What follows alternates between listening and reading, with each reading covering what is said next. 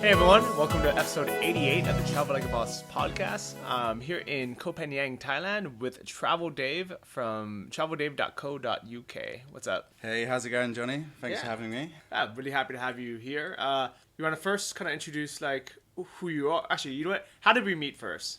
Let's go through that. So I was listening to the Travel Like a Boss podcast when I was on a train on the way to Prague, and I was listening about this internship. Jumped off the train, had to apply straight away. It was just like music to my ears when I heard about this amazing opportunity. Nice. Now here we are on the beachfront in a bungalow looking out to the sea. Yeah, so we are at the Berry Beach Bungalows, or Berry Beach Resort, and we are in Bungalow 01B. This is number one. This is like the presidential suite. They hooked you up. Yeah, it's the one right, literally on the beach. I'll have a photo of this in the show notes if you guys want to see it.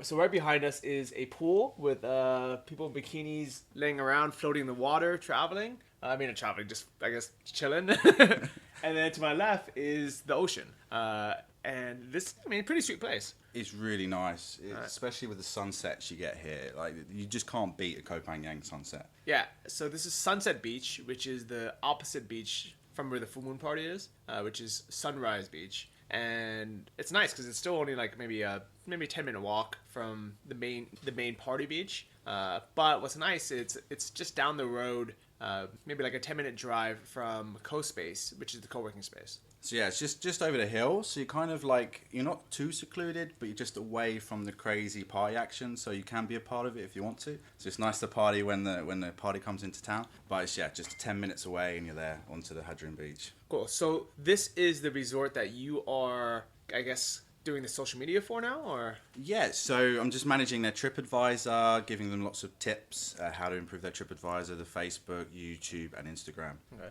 And how's the internship working out so far? Yeah, I'm really enjoying it. It's nice to kind of come to a tropical island, can't complain about that, and then just offer your skills to a local business that kind of needs a little bit of help. And I think when they're running a resort full time, they don't normally see some specific things. So when you come in with new eyes, it's good to offer some value.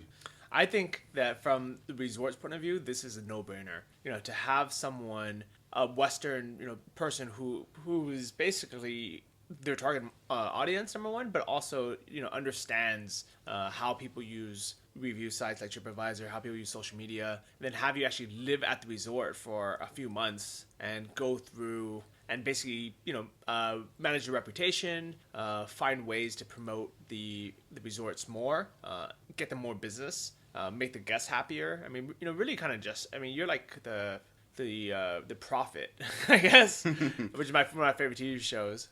Yeah. It's like you kind of like this is like paradise, but there's just so many of these hotels that are very similar, and just to come in and offer your 2 cents really helps improve the rankings and just to get the word out there about these places. So it's great. But I could definitely see a lot of hotel owners being like, no, I don't want to waste my time, or who's this random white guy telling me like how to run a resort. So I think some of the resorts are going to do exceptionally well with this concept, and some are just never going to take to it. This is their business, and they're giving up a room in their business, and that's a big push. But when you compare it to like the social media agencies that like get paid for this full time, it's like a no-brainer. And if you can explain that and they're really on board with the idea, and it's normally those businesses that are on board with it that really want it and they understand it, and it's a great relationship when it's like that. Yeah, so it's worked out perfectly. I've worked out at CoSpace as well, which is a very cool co-working space. It actually looks better in person than it did in all the photos. And I think it's because of the layout of it, where you can only see one room at a time. You don't actually see how big the place is. You don't only see the scope of it. And so if you want to see it, I just recorded a video tour of the place. So you can see it on johnnyfd.com or in the show notes of episode 88. But it's dope. Like it's on the road, so you're kind of closer to the main city town, but not too far from the beach town. But right behind the co-working space is pretty much a private beach. Like, I've never seen anyone out there. In the mornings, I'll walk out there, and there's like all these friendly dogs just hanging out. This afternoon when I took a break, I went over and I just laid in the hammock at the bar next door.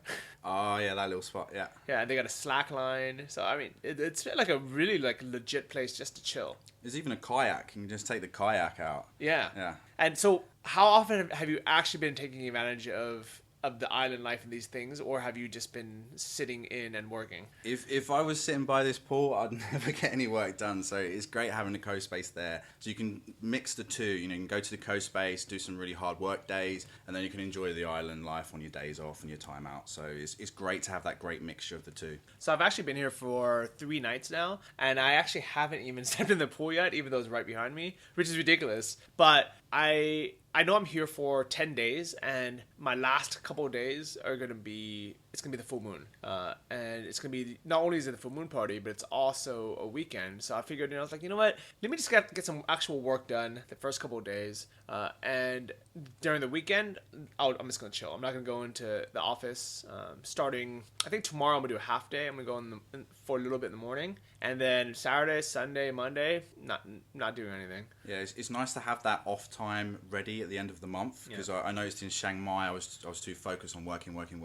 But when you know the full moon's around the party, you just turn everything off and you prepare for those 5 days just to let your hair down. I like it. Have you ever been to a full moon party yet? I've been to a couple, and they're very interesting. You have to just embrace it. Just jump in, put on the neon paint, get a nice tank top, and just grab some shangs. So my advice to everyone is don't come just for the full moon. You have to come a few days early, minimum of 2 or 3 days early, because the parties that lead up to it, even the ones on the same beach and the same DJs, same bars, are 100 times better than the night itself. Yeah, the full moon day itself, people coming over from Samui on a boat and then they're leaving in the morning. But if you come a few days before, you have lots of space to dance. I know that sounds silly, but you can move, and it's the same experience, but it's more spacious. It's more enjoyable. But I also think the people are cooler. Yeah. I honestly think that the people that have the mindset where they're going to stay on Koh Samui and just come for the party, they have this like, I think it's a mixture of different mindsets, but I'm gonna give you a couple examples. All right, one is a person who's too cheap to stay on this island, and they're like, well, I can save $10 or $20, stay on Koh Samui, and then just take the boat over. That person kind of has like a scarcity mindset, thinking like, oh, I'm just gonna use the party and then leave. I'm not gonna go and hang on the island, see the rest of it. I'm just gonna go, basically just get it in, get out. The other person is the one that wants the luxury resorts on Koh Samui, and they're like, oh, well, I'm just gonna come here to take some Instagram photos and say I've been here. And then, well, I guess then there's the people who, for whatever reason, they come for just that night, but they're scared because they're like, they show up, they get thrown into this madness. They don't have a hotel room, so they have to stay up until 7 a.m. And I think they're like very guarded, They're not really like here to be friendly and like meet new people. Yeah, the way I look at it, it's just like Oktoberfest. How can you go to Munich and just go to the beer tent area? You have to go and explore Munich as well. And that's the same with Koh Phangan. You come over for 5 days, enjoy the full moon party, but the days around it are just as amazing. So what I did this time was I came basically 7 days before the full moon, and I'm staying for 3 days after. And for me, it's perfect because I got to see so much more of the island this time that I never had before. Just even going up towards the main town area where CoSpace is. Never been up there. And then there's all these cool activities that I've always wanted to do. Like the other day we did something called the Phangan Challenge. You want to tell everyone about that? It was funny seeing you flying in the air on that. It was like like an airbag, and then people jumped from like 20 meters onto this airbag, and then Johnny just went flying into the air like Superman. Oh, it's insane, man. I'll definitely post some pictures up of that. But it's like, it's that, but it's also a obstacle course. So have you guys ever seen Ninja Warrior or American Ninja Warrior? It's like that, but on water. And you gotta, like, you first zip line in, you jump off of it, you have to swim to the first obstacle, maneuver across it, jump back in the water, swim to the next one, climb this like crazy wall, run across these spinny things that want to throw you off, like run across these like floaty mats that don't support your weight. So it's almost like running across like lily pads, and then the hardest obstacle was these 3 balls that you have to like, I think would be hard enough anyways if you weren't slippery and wet, but they say that like less than like 1% of people actually make it across that. So it was pretty intense. It's a great team bonding experience. If you're a group of friends, trying to get everyone through the assault course like on the water, it's something great to do on the island. There's many things like that to do and explore. Yeah, actually, you know what? Still, like, even though I've seen a lot more of the island now, we hiked up to a viewpoint where they do the Vipassana meditation. So if you ever want to come here and do like a 10-day silent meditation, such a beautiful temple. And it was actually a nice experience because we all went up as a group. So all the interns, a couple other people working out of CoSpace, and we parked the car and we didn't talk to each other for an hour. You know, we just walked through this temple up on this hill. We watched the sunset, played with some cats. And it was just kind of like a nice experience where you can, you know, basically enjoy the same kind of serenity as being a part of the meditation retreat and just not talking and just being in people's company, but without being there for the whole 7 days or 10 days. Yeah, and that whole area where we did the assault course is like, it's a whole other area of the island that you can go and live and explore. And is he like, how far away is that from the full moon? It's like on the other side of the island. You don't even have to see full moon if you don't want to. It's many sides. Yeah, but I think, you know, even though I like that there's all this other stuff, personally, I still like the full moon. I still enjoy it. It's like me. It's like going to Vegas. You know, if Vegas also wasn't a desert. Yeah. You know, so imagine this. Imagine if instead of Vegas being a freaking desert and having nothing around it, it was a lush jungle with scuba diving, snorkeling, hiking, all these beautiful things. Like, then I would live there. Yeah, and you can do a great mixture of the two. You can do the partying and the chill. It just has so much. And especially after full moon, you can even talk to your hotel, and they'll normally like extend your stay for like a great discount because they just want to keep you here after full moon. They don't want you to go. Yeah, because a lot of people, they head over to Koh Tao afterwards, which is the island right next to Koh Phangan. And it also is cool because the party kind of extends and continues there. But most people go there to do a scuba diving course. So if you've never been diving before, it's the cheapest place in Thailand, maybe even the world, to learn how to dive. And decent diving, like definitely not diving that you'd want to go back to once you've seen cooler places, but you know, great place to begin. You can get your 3-day certification for like less than $300, and I would highly recommend that. But at the same time, you don't have to go the day after. You can chill for a few days, see some of the island, maybe do some hiking or something. Yeah. So, did you ever think that you'd be living on an island? Well, like 6 months ago, no way. I was literally just flying into Thailand. I didn't know what I was doing. So this opportunity was just perfect. And I didn't have any intentions of coming to Koh Phangan. And I think the full moon party, it did put me off a little. And then just to come here and see it away from that party as well as having the party, yeah, I'm just so happy I made the jump. Definitely. Yeah. Nice. So, traveldave.co.uk.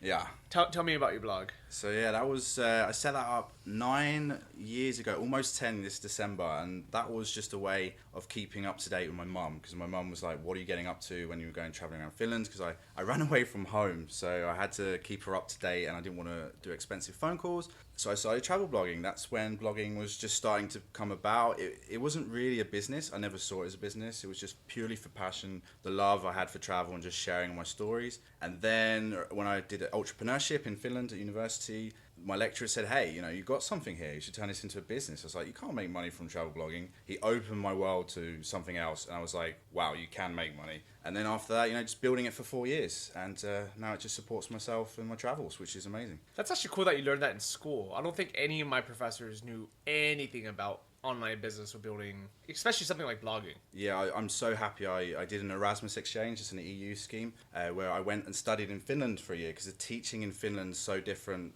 to how we used to it in England and US, where the lecture kind of spoon feeds you the information. In Finland, we're all like the UN, like sitting around a table and discussing and debating with like different nationalities. So it was a whole different learning environment. I'm so happy I studied in Finland. It changed everything. I like it. Can you say anything in Finnish? Moi, mitä kuuluu? Hyvä. Minä olen Dave. Yeah. Nice to meet you. I think I Ciao, got it. Dave. Yeah, I like it. Kiitos. Hula hoova. Moi. So from now on, Travel Like a Boss podcast brought to you in Finnish. Suomi. All right. So how do you actually make money from your blog? I've sort of put my eggs in lots of different baskets. I've been trying loads of things, and affiliate marketing is one way, but that just takes a lot of time to build up with SEO. But that's just slowly now, gradually working. It does work, but you need to put a lot of time into it and grow your authority with Google. So that's one way I make some revenue. And then ebooks. I make ebooks. I have a book called Travel Hacking, Digital Nomad on the Kindle. So that's a nice little extra income. And yeah, one way is just to work with brands, to work with companies in the tourism industry. They all want this kind of word of mouth to be spread on the internet, and it's just selling yourself to the masses of the travel audience that wants to hear about it. Okay, I like it. So when you say affiliate marketing, what are you actually promoting? So it's mostly products that I personally use myself. That's one really effective way of doing well with affiliates, because the passion just seeps through, and that's what I do. And I just want to give my readers, products I actually believe in and use. So mostly like applications. So one of them's Tunnel Bear VPN application. I use that every day, so it's easy for me to talk about stuff that I use every day. And ebooks, equipment, travel holidays. So yeah, loads of little areas with the travel market. Okay, I like it. Yeah, I mean, I highly recommend anyone with a blog to, instead of just doing, like, let's say, random ads or Google AdSense, to just find things that you're talking about anyways, see if they have an affiliate offer, and promote it. Yeah, it's just so easy, and it's good to have that relationship with your audience, because they'll look into everything that you promote, because they understand there's that real world use with that product. Yeah, and I mean, and that is the basics of Earnest Affiliate. So even if you never sign up for the course, you can just take those concepts, and that's the basics of it. I think the main reason why people pay the money to sign up for the course is because they want like a step-by-step formula on how to actually start the blog, how to find these programs or these niches that you want to promote. And a big part of it is just getting traffic. What do you think has been the hardest part for you with your blog? Like what would you need to, like, what's the biggest hurdles? It's mostly finding the right subjects that no one's talked about. That's becoming next to impossible. I think like 4 years ago it was such a wide area, but now travel blogging's just really blown up, which is great for the travel industry, but it's just so hard to find niche subjects to talk about now, because there's only so many posts you can write about Koh Phangan after a while. But as you were saying with affiliates, you're amazed at how many products have affiliates. The products you use, like Dropbox for example, I didn't even know that had an affiliate. You just need to Google the products you use an affiliate and you'd be quite amazed at how many programs there are out there. Yeah, definitely. And there's like so many random things that I didn't think were going to do well. Yeah. That ended up making like hundreds of dollars. And I'm like, oh, I'm glad I spent the 2 minutes to sign up for that program. Yeah. But at the same time, there's a lot of things that I thought were going to do well that never sold anything. Yeah. And I'm amazed how many people I talk to don't know about Fiverr, for example. Real products you use every day, you think everyone uses, but not everyone does. And that's how you can do very well at affiliates. So one tip for Travel Dave that I want to give you is, so inside of my case studies, I have 5 now, and I would say the most common, the kind of the common things, the reason why I have those as my case studies is the requirements are everything in my case study needs to make at least a couple $100 a month or more. Most of them make $1,000 or more, and they all have one common trait is they are all high ticket items. And I think the biggest problem that people do with affiliate links in their blogs, the travel blogs, is the items you promote are usually pretty cheap. That's correct, and that's the problem with backpacking. Talking about backpacking travelers, I love the backpack on the cheap, and that's the kind of audience that are coming to your blog and learning about information. So it is very small ticket items, and it's very hard to grow. So as you were telling me the other day about Udemy course, it's really good to go into even smaller niches and sell, bigger ticket products. Yeah. Well, even the hotel bookings. Sabrina Uvio, who I'm managing she makes $3,000 a month from Agoda, which is what I would book through anyways for my hotels. So, there's absolutely no reason why you can't do that. Yeah, and it's, Sabrina's blogs are amazing. She's got this beautiful writing style, and you'd be silly not to book the hotel after reading her blogs. And that's how you have to market yourself. She does a great job. Yeah, I like it. So, good luck with growing your affiliate income. Thank you. Yeah. What is your main income source now while you're traveling? My main income source, I'm actually building my own product, physical products, which I'm about to launch on Kickstarter. So I'm excited about that. Okay. So that's my main focus at the moment, and now a few Udemy courses after having a chat with you. So Yeah, you're gonna create your own Udemy courses? I'm excited. I think there's only so far you can go with an ebook, but to kind of put an ebook in a video form, I think is just a fantastic learning environment. Yeah, definitely. And it's nice to have multiple streams of income. So Yeah. excited for that. And you know what? Every couple $100 it adds up. Yeah. Because you know it's insane. Like I think with Udemy, I normally make like $200 a month or something. So it's nice side income. It's never been anything to like jump up and down about. But I looked at my total earnings lifetime because I've had it for a few years now. Just hit $5,000. Wow! Congratulations, man. Thank you. That's huge. Yeah. So I'm like, you know what? It was a lot of work to put together, but was that worth 5,000 in lifetime earnings? Like, yeah, that was definitely worth it. So, if you guys don't have a Udemy course, make one. I mean, it's like, it really is the easiest way to get started if you don't know what else to do, but you have a skill to teach. Yeah, you always have to look at the long-term effect. And, it's just that extra egg in the basket that's just going to bring that monthly revenue in. So yeah, I like it. And it's also cool that you're getting into kickstarting your own product as well. yeah, I'm really nervous because it's such a silly item, but that's just my character. I'm really goofy and silly, so I just hope it really works. It's just a travel product. So. Can you talk about it yet? It's If you don't want to, it's okay. People can keep in touch on this, and you'll hear about it very, very soon. okay. And I hope you laugh at it and you pick one up. All right, I like it. So you can keep in touch on your. What social media do you hang out on most? Like Twitter or Facebook or? I'm in love with Instagram at TravelDaveUK. I'm on Twitter. Hit me up on TravelDaveUK, and I'm on Facebook /TravelDaveUK. Okay, so it's Travel Dave UK everything. You got it, yeah. That's easy. It's good that you have the same name everywhere. Easy. I ended up with Johnny FDK Whoa. everywhere. And the K doesn't stand for anything. Actually, stands for Kindle, I guess. Just because Johnny FD was taken on almost every social media site for whatever reason. So if you guys want to follow me on Instagram, it's Johnny FDK. And I started posting a lot on there. I don't know. I think it's because it only takes me like a few seconds to take a photo and just post it up. Yeah. That's why I update it so often. But here's a kind of a secret, guys. Whatever goes on Instagram is like... it's like the snapshot of the best part of your day.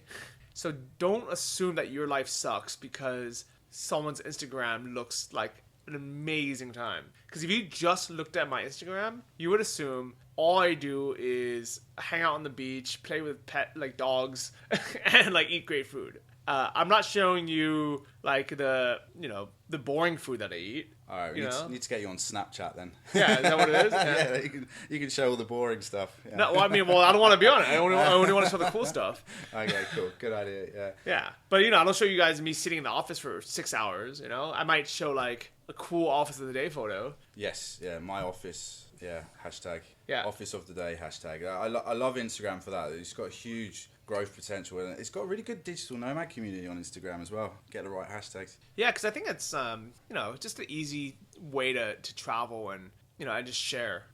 Actually, one thing that no one ever does for whatever reason is like, so let's say you do hashtag Koh Phangan because we're here. You can see who else is here right now. You can message them. There you go, and you can look into people's travels and go around the world. Go on a little tour, do some hashtag traveling. Yeah, I think that's why I like doing live. So here's the thing. Here's my rules with Instagram and social media. I hardly ever take a photo and then upload it at that spot, especially if I'm with other people. So let's say we were having dinner and I have a great meal in front of me. I'm not going to take a photo, hashtag it, describe it, and then upload it, because that ruins, first off, my food gets cold. And then second, I'm in company of people. I don't want to spend, and it's only a few minutes, but it's like a few minutes that you don't need to be spending right then. So things like that, I always just upload the next day or whenever I have like some downtime. I'm just chilling. I think the only time I do a live photo is like if I'm just, waiting around for something by myself anyways. Yeah, a few years ago you couldn't do that, but with Buffer, it's just so easy to do to schedule your posts in the future. I would schedule my Instagram photos, but I'm too lazy. So most of mine probably get sent up, at like 4 a.m. the US time. Yeah, need to get you a Fiverr gig. I know, but it's okay. I honestly don't care. Like I figure there's someone in Bangladesh that's happy to see my photos live. Yeah.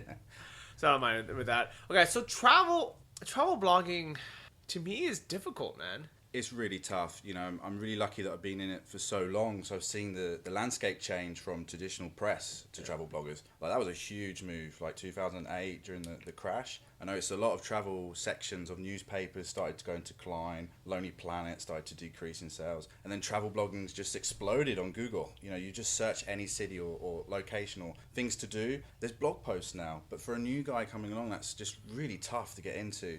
You know, just got to find that right niche that no one's covering, that you can really show your passion for.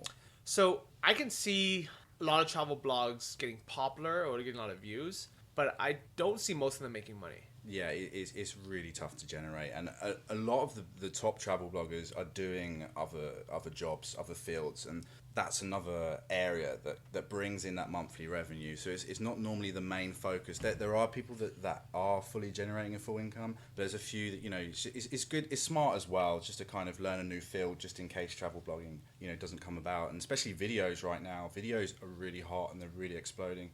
So I really feel that like travel blogging is definitely going towards the video area. Yeah, I can see that definitely, because especially like if I wanted to look at a new place, explore a new place, I'd rather watch a YouTube video of someone talking about it and showing it, Yeah. than read someone's write up. Especially if we're not there yet. I think the other reason why travel blogs don't generate income is people look at it as like a, so like let's say like, so on my blog I have a lot of info about Chiang Mai, and most of it would never make me any money, because it's people that are already in Chiang Mai. They're like, oh, I wonder where the best gym is. Or I wonder what are the directions to this quarry. And I write a lot of those posts, and it's all for that portfolio, and it's all about growing your reputation online. And it shouldn't be about generating money. It just helps towards your image online, and you do very well at Chiang Mai. So, but you know, a lot of that was by accident. Yeah. And I think, you know what it is? You know how you say like you got to find your niche about something that people aren't writing about yet? Yes, yeah. I did that with Chiang Mai. I was one of the first people to really start writing a lot about Chiang Mai. Obviously, I'm not the first digital nomad in Chiang Mai. I'm not the first traveler there. But I don't think that many people were sharing that much info about it. And you've been there for many years. 3 years now. 3 years. So you have so much info to add, you know, so much quality to add. So it was just right timing, perfect blogs, just, you know, it was perfect. And I think a lot of it's just right timing. Because to be honest, if right now, I actually don't even write a post about Chiang Mai anymore. You don't have to. And the thing is, I don't even think it would benefit anyone. Yeah. There's plenty of other people writing, like, okay, so for example, there is a new 6-month multiple entry visa that is coming out in November. And I got really excited when I read it. So I was going to write a blog post. I actually have a draft with like one sentence. And then I was like, what am I doing? Like, like someone else can write about this. Like, it's not like I don't have a unique perspective to really add to it. And I think, you know, like in the beginning, there's a lot of people who are going to write about it. I bet you the next couple of weeks, you're going to see that written about everywhere. And the only reason why I was going to write about it is there was kind of some misconceptions where people were like, well, like, what's the point of this? Because you can just get a triple entry visa and it's good for 6 months anyways. And this one's more expensive. This one's 5,000 baht, which is 150 US. And when I saw it, I was like, this is awesome, because most places don't give triple entry visas anymore. And most you can get a double entry.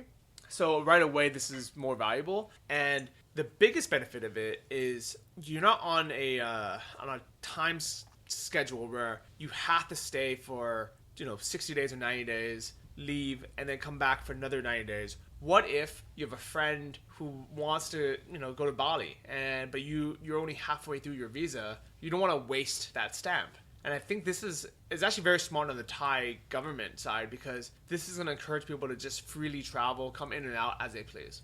Yeah, you know, I learned that Thai tourism isn't actually their biggest income. It's mostly like production of farming, you know, real growing goods. And this is one area that Thailand wants to benefit from, is tourism. This is a great step towards that. You know, it's encouraging more travelers to come to Thailand. They don't want to make it difficult. They want to make it easy. They want people to come to Thailand. Yeah. The land of smiles. And the thing is, now you can come to Thailand, chill here for, let's say, a month, 2 months, whatever you want. Go to Cambodia for 2 weeks, come back, chill for a little bit, go to Vietnam, come back, go to Bali, come back, you know, versus, you know, only coming through here once or twice. And as far as digital nomads, I think it's fantastic. Like, I'm definitely going to use it. And I think it's worth the extra money.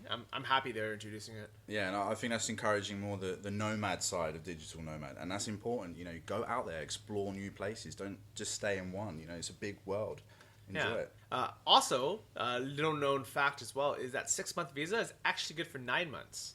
And the way that you would do that is you'd have to get the visa kind of like within a few weeks of you actually leaving the country, because they might start that date as soon as it's issued, even if you're not in Thailand yet.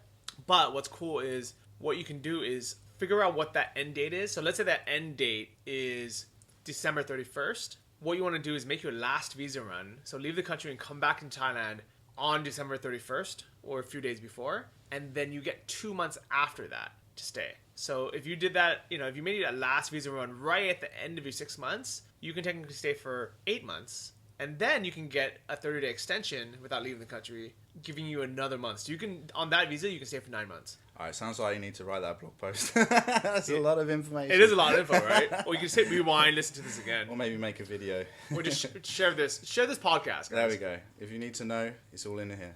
Yeah, but so you've been to a lot of countries. Yeah, 83 countries. That's insane, man. Yeah, and it's just because I've been doing it for so long. I've been lucky just to visit so many places. And a lot of countries like Sweden, I've been to 20 times. So I've been multiple times to loads of these countries. Well, why have you been to Sweden 20 times? I just love Sweden. I'm absolutely obsessed with Sweden. I love the Swedish culture. I love the cabin. That helps. And I that's the dream. That's my retirement plan. In a few years' time, just get a wooden cabin in the woods and just live a nice simple life. I just love Sweden. I like it. Can you speak any Swedish? Svenska köttbullar och potatis. Swedish meatballs and potatoes, got to know that one. Väldigt bra, ja. Väldigt bra. We're going very international today. Yeah. Hur mår du? Nej. Nej? I don't know what you said. You need to brush up on your svenska, buddy. Pro right here. I like it. So Sweden, I haven't been there yet. I would love to visit one day. Yeah, they're having the next T-Bex next year, so definitely come over. So what is T-Bex? It's the Travel Blogging Exchange. It's like one of the biggest travel blogging conferences. So if you want to network with other travel bloggers, meet people in the industry, people have been doing it for a long time, and lots of newbies as well. So it's a great environment. T-Bex is a great event to go to. Okay, cool. And I heard you guys are having a travel bloggers retreat here. Yeah, I really like the idea of those like hackathons, those coding events that people had, just like congregate communities around a table and just learn how to do stuff. I love that way of learning. I probably got that from Finland, and definitely in Chiang Mai we have a lot of these, like your coffee meetup. I think it's a great way to meet others. So I thought, what a great idea to host a retreat on the island of Koh Phangan and bring travel bloggers to the island.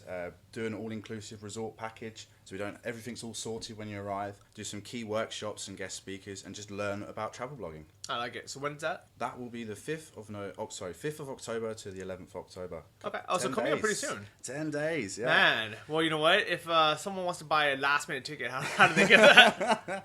I'll hook you up. You can send me an email. We still got a few spaces. So okay. Yeah, I don't know how many people can pack up in 3 days, but you know what? If you guys are interested in travel blogging, you should come to that. We will host another one next year, so hang out for 2016. Give it a look out. Okay, that sounds cool. Great. So how'd you get that idea to start that? That was just purely from Chiang Mai when I was working in co-working space, 8 of travel bloggers that were in Chiang Mai. Thought it'd be a great idea to just rent a little private office, and we just all got around a table and we were like, today we're going to learn about SEO. Today we're going to learn about affiliates. Today we're going to learn about ebooks. And I just loved that concept. We were all sharing what we knew, and I didn't know some things the other guys were telling me, and that was just great. And then I kind of missed them, and I kind of missed Chiang Mai, and I was on the island, and then Berry Beach were up for something like this. So we just thought, why not? Let's just make it happen and just put it out there and see what happens. And that's what you got to do in business. You got to put yourself out there and try crazy new things. I think it's gonna work well. So cheers. I'm excited for that. I'm a little nervous, but I'm excited at the same time. So no, I mean, people would be happy just sitting here watching this view. Yeah, and you'll be hosting another Digital Nomads Summit, hopefully. Oh, Nomad Summit, yeah. You know, it's funny that it feels like it was such a long time ago, but it was earlier this year. It was in like April of 2015. So yeah. I'll have another one probably February 2015. Nice. Yeah. Nice. So haven't made any plans yet officially, but I think it's a fun event. Last year went fantastic, so we'll probably do something similar. Well, I'll just kind of invite maybe 10 of the people who are really crushing it, have them share, what they've learned, have it as a way for people to meet each other. So I'll announce that once we have more details. It was a great mixture of speakers, and that was the second day I arrived in Thailand and Chiang Mai, and then I went straight to the Nomad Summit, and I was like, okay, what a great way to start this digital nomad. And what was crazy is there was 150 people there that I had no idea lived in Chiang Mai. Yeah. I'm sure some of them traveled, to there. Actually, I think this is what I would like to do this year. Is I would like to announce it a little bit more in advance, and that way for people that want to travel to Chiang Mai or wherever we host it, they have some like a heads up to get out there. Yeah, we should definitely do a little party after. Maybe put it on the bar. We all go there at the end. It was great just meeting so many different people. Yeah, I really enjoyed that. The other cool thing about what's going on here at Koh Phangan is, so Charlie, the owner of CoSpace, has figured out a way. They're like, well, the full moon only happens for a couple days a month, and on those days, these resorts are packed. But on every other day, they have vacancy, like 80% vacancy or more sometimes. And the island is still just as beautiful on the other days. There just isn't as many people here. So why not figure out a deal where instead of doing a monthly rental and like a monthly room rate, which might be, $1,000 to rent a hotel room for a month, including breakfast, why not do a package where it's only 3 weeks? So you lose 7 days, but you end up paying less than half of that. And I think I'm pretty excited for how that's going to turn out, because I think what's going to happen is a lot of nomads are going to be like, well, you know what? Let's either escape Chiang Mai or let's just check out an island for 3 weeks, get some work done, work out a CoSpace, just chill out and pay like a super discount rate for like, basically being here during their low season. Yeah, it'd be great to gather like-minded individuals, like a community as well for those periods. So it's very useful as well. So I think like the first couple months, next month, it's probably not gonna be that many people, but it's gonna be good that you get to hang out with Travel with Dave, all the other interns for the program. So I think it's still worth coming. But I think what's really gonna be exciting is as it gets more popular, people are gonna arrive on the same day. So it's almost gonna be like a mini retreat every single month. Yeah, when it hits smoky season, I'm definitely here. So yeah, it's a great opportunity. Come down to the islands in the south. 100%. And then there's gonna be an option if you want to stay for the full moon, you can pay for that extra week, which is going to be a lot more expensive. But you know what? If you really want to do the full moon, it's awesome. So, you know what? I guess there's two options. You can either keep your room and pay that extra rate, or if you really wanted to, you can actually just check into a hostel for those couple of days. Yeah, or use that time to do your visa run. Lots of options. Yeah, definitely. So there's not any official details about that yet, but I guess you guys can just email Charlie, charlie@cospace.com, I believe, and he could put together a package for you. I think that's gonna be something on the website pretty soon. Hopefully by the time this is up even. But yeah, I'm writing a blog post about it now. Just reach out to Johnny or myself, and we'll happily hook you up. Don't reach out to me. I have nothing to do with this. Okay, but you can reach out to Travel Dave. Then no worries. Yeah. I'm happy to help. No worries. Yeah, very cool. So where's this blog post gonna be at? Traveldave.co.uk. So okay, yeah. There you go. So they can find it on there. I like how, you know what? I think a lot of people don't realize this, is I just like promoting stuff that I think is cool, even though I have nothing directly to do with it. Yeah, I almost bought your cool laptop stand thing. The Roost. Yeah, fantastic. I've never seen that. And your microphone as well. Yeah, well, the microphone I actually have an affiliate link for, so Good. if you want to buy this ATR 2100 Audio-Technica mic, you go to travellikeaBossPodcast.com, look at the resources page, and I'll get $2 every time you buy one. I think I spent about 4 days trying to research a microphone, and it was this microphone from the Udemy group. I mean, this really is the best. So this one's the best for travel, or if it's just you, or maybe if you're sharing it. But if you have more than 2 people, or if you have a home office that you're not moving around too much, I really like the Blue Yeti. So I have both mics, but I'm traveling with this because it's like a tenth of the weight. Yeah, it's beautiful. It's really well built and very affordable as well. Yeah, so you can buy it from Amazon through my link. Woohoo! I will buy one. Yeah.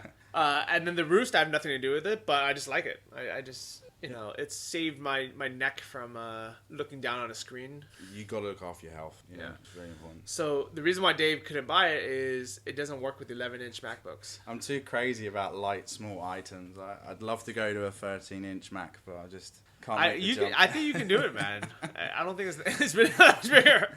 Yeah, I'm very happy with my hand luggage. Yeah, it's good. It works. So tell me about what you travel with. I've got a Surge, a North Face Surge, which is a 50 litre capacity. And then the more years I've travelled, the more clothes I've started to pack. That's one thing I've started to kind of allow myself the luxury. I used to pack all those lightweight, those merino wool t-shirts you could wear for like 4 or 5 days. Icebreaker or something? Yeah, because Iceberg, I heard about the shirt you were talking about the other day. That's cool. I like the idea of that shirt. I'm just going to enjoy 10 t-shirts, 10 pair of underwear. I'm not going to, limit myself anymore. Another recommendation, throughout 8 of those pairs of underwear, you get yourself some ex officio. Ex officios. That's one of those little investments I should probably look into as well. What best investment I ever made. Like, I don't like spending $20 on boxers, but they are 100% worth it. Yeah, because technology is getting smaller and smaller, and then I can allow myself some more room for clothes. So that's one thing I've made an adjustment with. But I just like traveling with hand luggage, because the amount of travel bloggers I'm seeing posting about their luggage going missing, and that's 2 days of work lost looking for your luggage. That's not nice. So for me personally, I'm good and happy with just traveling with hand luggage. Okay, I think if I was actually traveling around from country to country often, I would highly consider just having carry-on. Yeah, but I have a home base. Yeah. Like when I go on a trip, I just go for like a few weeks. And honestly, what I do is actually, because I know that your luggage can get lost, in my backpack, I have everything I need pretty much indefinitely. I carry an extra pair of shorts, an extra t-shirt, just in case my bag gets lost. And that way, I'm set for that day. I've seen your packing video, and I agree with the down jacket which you take traveling as well. I have a down jacket, and that's the only jumper jacket I use. And down is a great example of packing light, but giving yourself that warmth. Yeah, because I get freezing in different airports. Oh, the air conditioning in Kuala Lumpur Airport. Yeah, it was ridiculous. You need it. Yeah. So I enjoy packing light, but you allow yourself that luxury because you have a home base. And I saw your AeroPress. I love the AeroPress. I still have mine back home in storage. I do miss a good AeroPress. Yeah, I like it. So if you want to watch this video, I think it's on my YouTube channel somewhere. Just search YouTube Johnny FD. I'm sure it'll pop up somewhere. But yeah, I really enjoy these little packing videos. I think they're fun to make. I'm obsessed with them, and I know people feel like it's a guilty pleasure, but I watch packing videos. I hold my hands up and I admit I'm obsessed with watching packing videos. The first one I ever saw was Tim Ferriss's. I have to give him a shout out. And then I started making one every year. Every time I do a big trip, or I kind of like repurpose my bag. And at the beginning it was hard because I had a full set of scuba gear and I had a full set of Muay Thai gear. Whoa. So now that I don't have any of that, it's a lot easier. What I've been doing with clothes is now I only wear brightly colored V-neck t-shirts. I've noticed. And I just buy them and I just throw them away after a while. So if I travel, I'll just throw them all away. Yeah, I tend to stick to the same colours. It's so boring, but I just have like one grey colour t-shirt that I'm wearing now. But I thought you were just wearing the same shirt every day. So, there we go. It just keeps things simple in the morning. You just pop it on, ready to rock and roll. Just makes the morning more productive. Your black turtleneck. Yeah. So the reason why I do brightly colored shirts is I just have a different one. I just have every different color, and because none of them actually match anything, they all match. Fantastic. So I could just grab whatever's on top of the pile. Nice. I'm happy that works out. Yeah, so I like that. What else do I travel with now that I didn't before? I would say the one thing that I wasn't going to bring this time, because I wasn't planning on working that much on this trip. I wasn't going to bring my Roost and my keyboard and the trackpad. So what I did was I did a little test. I went to a coffee shop and I worked for like half an hour, just check some email without the stand. And man, my neck was hurting. Yeah. Like I actually forgot how much your neck hurts when you're looking down on a laptop. So I decided, I was like, I have to bring it. This is the point you should get across with packing, definitely, is, don't change things because someone's recommending it. Do what works for you. Everyone has a different way of traveling. Don't be afraid to pack that laptop stand. If it works for you, pack it. Who are we to judge? That's why I haven't got any makeup in my bag. But, I don't have any makeup in my packing list. But, if makeup means that much to you, pack it. Yeah, and at the same time, like, for me, because I travel a lot, but I, like, go somewhere and I just settled down for at least a week, if not 2 weeks, then I don't really care. Like, I don't care if my backpack's super heavy. And so on this trip, I normally only bring, like, let's say 4 t-shirts, because I'm like, oh, okay, I can wear, 3, wash them, and then have that one. But this time I was like, you know what, I'm just going to bring 7 shirts. And I didn't think I was going to go through them all. This morning I had to drop off my laundry. So there we go. Yeah. So I'm so glad I had them all. When I was going to 30 countries in 30 days this summer with Interrail, I got an Interrail pass. Just having that small baggage just allowed me to just go, like up and go. And having a small bag, but knowing every item, so having very limited items, I just knew everything was in place. Because you have that panic, when you're traveling, have I got everything? Have I got the passport? Whatever. But just having that packing system, that sort of like a morning ritual, just like that packing ritual. I feel like a secret agent when I check out of a hotel, because I pack in like 3 minutes and everyone's like, well, that was really quick. But you just get into this little rhythm. So it's not for everyone, but it's possible. It's totally possible. I think everyone should travel ultralight once. Yeah. Just to prove to yourself what is actually necessary in life. And a lot of stuff isn't.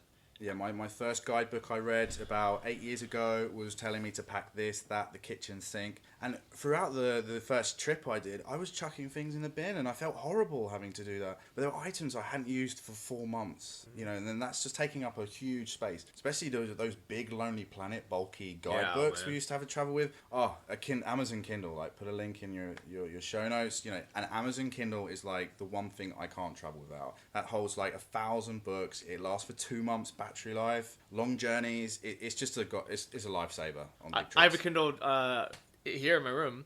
Which one do you use? I just have the very basic, no backlight. I use the exact same one, $79 with ads. Because I sometimes meet someone and I'll give it to them. I'll just say, have it. If this is going to change your life, like, here's all the book, just have it. And it's an affordable thing you can gift people. You actually give people your Kindle?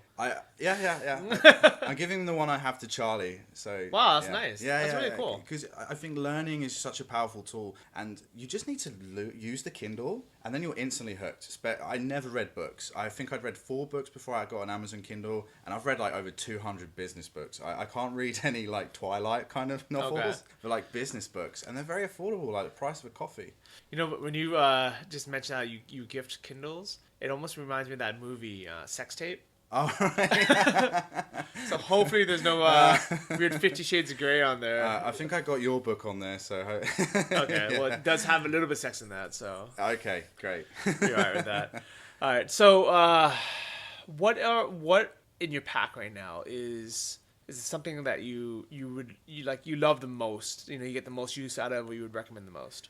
The one thing that I was so happy that I got into at an early age was definitely my photographer equipment, which, funny enough, is my iPhone 6 Plus. And I can't travel anywhere without that. And all my photos on my blog, all my videos on YouTube are done with an iPhone. And it's just like, especially the new one that's come out now, it's even got better. I did travel with a DSLR, but that thing is bulky. You're instantly seen as a target by, if you're a tourist with a big DSLR camera. I just didn't feel comfortable. But with the power that you have in your pocket to take these great quality sunset photos, and it just fits in your pocket, it just blows my mind. So anyone who says like I can't get rid of a DSLR, like, trust me, I've been doing this for like so long with just a smartphone. It's totally possible. I like it. I have the 6, and I actually just ordered the 6S Plus. And the reason why, which is getting delivered, it'll be at my friend Laura's house when this episode comes out, and hopefully I'll have it in my hand by the Dropship Lifestyle Retreat in Krabi a few weeks from now, so I'm excited for that. So the reason why I ordered the 6S Plus this time, and not the regular one, is they have a sensor in there that stabilizes videos. And I've been doing all my videos now on my phone. I used to do it on a handheld Canon camera. I had like the PowerShot S90. Great for video. And the reason why I like that better was because you can hold it more stable. Now with the iPhone, it's because it's so light and the way it's shaped, it's hard to hold stable. So now with that technology, it's gonna make my videos so much better. Yeah, and I actually just pre-ordered mine as well because my dad's phone broke yesterday. Okay. I think I was telling you, so I'm going to give him my old one and upgrade. Because while you're over here, you can get them for great rates compared to Europe. You can get Apple products, so it's Oh yeah. Yeah, So yeah. you pre-ordered it from where, and they're gonna send it where? So I'm going to pick it up in Malaysia, Okay. which is dramatically lower than in the UK. I think they just charge us the most in the UK, and then there's a GST tax you can claim back at the airport. Oh, that's nice. So it's a nice little brainer, and that's actually the saving I've used towards my flight back home to Europe. So those that want to travel, there's loads of tips out there. I like it. Or you can be an American and we get the cheapest price anyway. There you go. You lucky Americans. But if if you're from the UK, Oh, they charge us a bomb. Absolute fortune. that's for Apple insane. equipment. Okay, so how much? So which one did you order? I bought the basic 16 gigabytes. I know you had a go at me the other day for that. I'm just, yeah. You can't live with know. 16 gigs. I know. Especially I now can't- with 4K video. I can't. I'm always like linking my phone up to my laptop. Okay. Yeah. So you transfer the stuff. I don't like. I like to keep everything on my phone. I take the photos off of there that I want to use, and I just leave everything else on because I just can't be bothered to erase them. Yeah, I'm just too worried if my stuff gets lost. I know it's all backed up. I have like 4 backup procedures for That's my smart. photos. I like it though. Just That's a why. system. That's why I upload everything like that day. Yeah. I'm just like super crazy about that because if I lose like a week worth of footage, it's such a I dropped my GoPro in the Mekong River in Yeah. Laos and my heart dropped. I had a whole documentary worth of videos on that Oh, GoPro, man. and I had like Lao locals jumping in trying to find it for me, but it's like no luck. It's but gone, yeah. I know it's going to turn up in 4 years' time on Facebook in some backpacker group. So we'll see. But yeah, That'd be heartbroken. fun. Sorry that happened to you.